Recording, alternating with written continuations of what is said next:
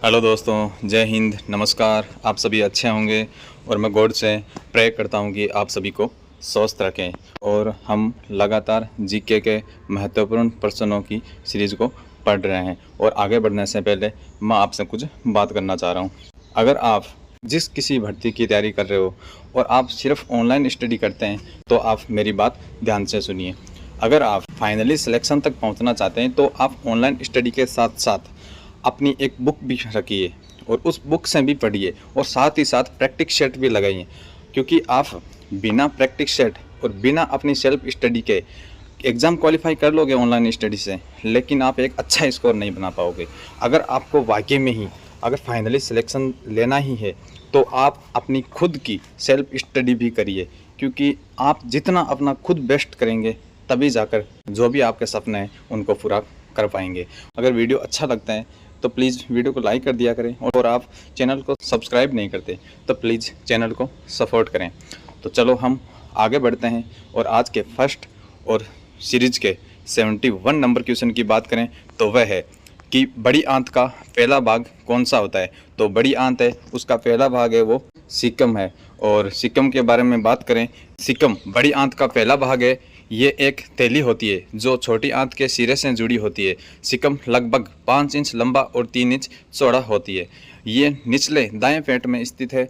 सिक्कम का मुख्य कार्य बिना पचे हुए भोजन और पानी को संग्रहित करना है। ये पोषक तत्वों और इलेक्ट्रोलाइट्स को अवशोषित करने में भी मदद करता है। सिक्कम आरोही कोलन से जुड़ा हुआ है जो बड़ी आंत का अगला भाग है। और नेक्स्ट अगले प्रश्न की बात करें तो वह जहां वार्षिक वर्षा 200 सेंटीमीटर से अधिक होती है वहां किस प्रकार के वन पाए जाते हैं। जहां पर 200 सेंटीमीटर से अधिक वर्षा होती है वहां पर उष्णकटिबंधीय सदाबहार वन पाए जाते हैं। और इसके बारे में बात करें तो उष्णकटिबंधीय सदाबहार वन उन क्षेत्रों में पाए जाते हैं जहां प्रति वर्ष 200 सेंटीमीटर से अधिक वर्षा होती है। और इन वनों की विशेषता उनके वृक्षों का सघन वितान है और जो वन तल को ठंडा और नम रखने में मदद करती है। उष्णकटिबंधीय सदाबहार वन पौधों और जानवरों की एक विस्तृत विविधता का आवास है, जिनमें ऐसी कई प्रजातियां शामिल है जो दुनिया में कहीं और नहीं पाई जाती है। और नेक्स्ट अगले प्रश्न की बात करें तो वह प्रतिरक्षा विज्ञान के जनक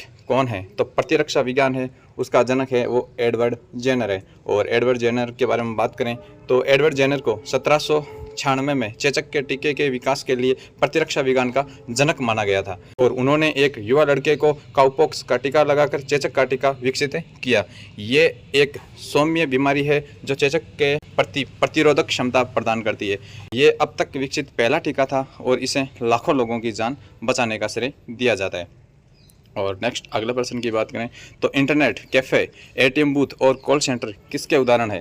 तो ये सभी हैं, ये तृतीयक क्षेत्र के उदाहरण हैं। और इसके बारे में कुछ चर्चा करें तो प्राथमिक क्षेत्र कृषि, वानिकी, मछली पकड़ने और खनन जैसे पृथ्वी से कच्चे माल की निकासी से संबंधित हैं। और वहीं द्वितीय क्षेत्र है कच्चे माल के प्रसंस्करण से तैयार माल जैसे निर्माण और ऊर्जा से संबंधित है। और तृतीय क्षेत्र है वह परिवहन, संचार, शिक्षा और स्वास्थ्य सेवा जैसी सेवाओं के प्रावधान से संबंधित है। इंटरनेट, कैफ़े, एटीएम बूथ और कॉल सेंटर सभी ऐसे व्यवसायों के उदाहरण हैं जो सेवाएं प्रदान करते हैं, इसलिए वे सभी तृतीय क्षेत्र का हिस्सा है। और नेक्स्ट अगले प्रश्न की बात करें, कौन सी थेरवाद बौद्ध धर्म की पवित्र भाषा है। तो वह पाली है। और बौद्ध धर्म के बारे में थोड़ी चर्चा करें तो थेरवाद बौद्ध धर्म की सबसे पुरानी और सबसे पारंपरिक शाखाओं में से एक है। ये मुख्य रूप से थाईलैंड, म्यांमार जैसे इसको पहले बर्मा बोलते थे और श्रीलंका, कंबोडिया और लाओस जैसे दक्षिण पूर्व एशियाई देशों में प्रचलित है।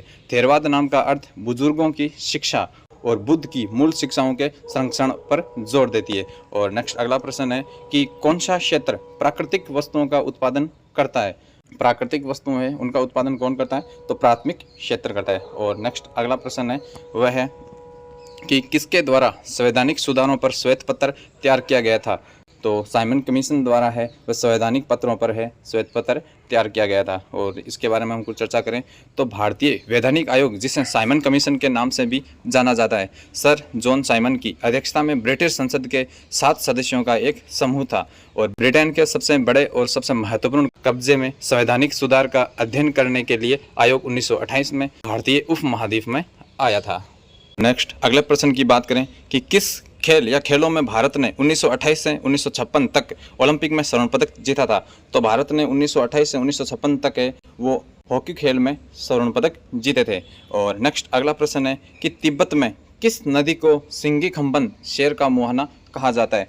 तो तिब्बत है, वहाँ पे सिंधु नदी को सिंगी खंबन शेर का मुहाना के रूप में जाना जाता है। और नेक्स्ट अगले प्रश्न की बात करें, आज का अंतिम प्रश्न है कि भारत का संविधान बजट को किस रूप में संदर्भित करता है। तो भारत का जो संविधान है वह बजट को वार्षिक वित्तीय विवरण के रूप में संदर्भित करता है। और इसके बारे में हम चर्चा करें तो भारत का संविधान बजट को वार्षिक वित्तीय विवरण के रूप में संदर्भित करता है। और भारतीय संविधान के अनुच्छेद 112 में विशेष रूप से बजट के संबंध में वार्षिक वित्तीय विवरण का उल्लेख है।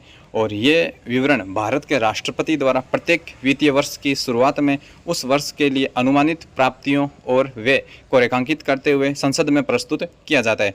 और शब्द वार्षिक वित्तीय विवरण भारतीय संदर्भ में बजट शब्द के साथ एक दूसरे के स्थान पर प्रयोग किया जाता है। और वार्षिक वित्तीय विवरण विभिन्न स्रोतों से राजस्व के अनुमानों और विभिन्न क्षेत्रों और कार्यक्रमों के लिए धन के प्रस्तावित आवंटन सहित सरकार की राजस्व और व्यय योजनाओं का विवरण प्रदान करता है। तो वीडियो देखने के लिए धन्यवाद दोस्तों। और वीडियो अच्छा लगा हो तो वीडियो को लाइक करें और एक अच्छा सा कमेंट ज़रूर करें, जिससे मुझे मोटिवेशन मिलेगा। और आप अपनी पढ़ाई है उसको बहुत ही बेहतरीन तरीके से और अपनी पूरी मेहनत लगा दीजिए कि आप जिस भी भर्ती की तैयारी कर रहे हो और आपके और अपने मम्मी पापा के जो भी सपने हैं वो पूरे हो जाएं। मेरी बेस्ट विशेष है वो आपके साथ है। थैंक यू दोस्तों। जय हिंद, जय भारत।